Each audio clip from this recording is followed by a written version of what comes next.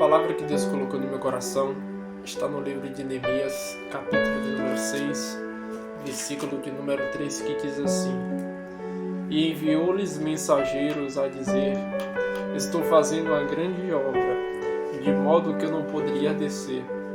Por que cessaria esta obra, enquanto eu a deixasse e fosse ter convosco?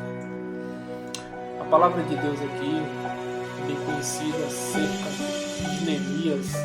Neemias era um judeu, copeiro do rei Artaxerxes, e a palavra de Deus diz que ele soube que Jerusalém, suas portas foram derrubadas, foram destruídas a fogo, e os muros de Jerusalém foram derrubados. Neemias significa consolo. Neemias ele tinha um sentimento muito grande sobre a cidade. Ele se entristeceu em ouvir que a cidade foi destruída, onde os sepulcros dos seus pais era naquele local. Neemias ficou entristecido, e a palavra de Deus diz que quando Neemias se apresenta perante o rei Artaxerxes, ele nunca tinha se apresentado triste. Ele sempre se apresentava alegre, mas neste dia ele estava triste. E o rei disse: Isto não é doença, senão tristeza no seu coração. E ele disse: Ó rei, como não entristecerei o meu coração, vendo a cidade dos meus pais destruídas? Aí a palavra de Deus diz que o rei faz uma pergunta a Neemias. E o rei fala: Neemias, o que tu queres? E algo interessante aqui é que a resposta de Neemias foi, ou melhor, a atitude de Neemias foi, como a palavra de Deus diz aqui, que quando Neemias escuta isso, Neemias fala: Eu orei ao Senhor. Sabe o que eu entendo? É que antes de Neemias falar o que ele queria, Neemias primeiro foi consultar a Deus. Muito problema nosso é que muitas das vezes esquecemos de consultar primeiro a Deus. Esquecemos de falar primeiramente com Deus, se é para ir, se é para avançar, se é para continuar. A gente não pede uma consulta a Deus, mas Neemias ele foi sábio, ele pediu a Deus primeiro uma resposta. Aí a Bíblia vai falar que depois que ele ora, ele fala: se é do agrado do rei, se é da tua vontade, ó rei, me envia até a cidade.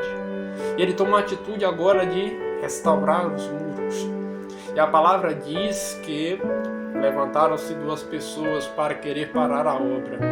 A Bíblia diz que Neemias ele convoca o povo se reúne, o povo começa a construir, a renovar aquele lugar.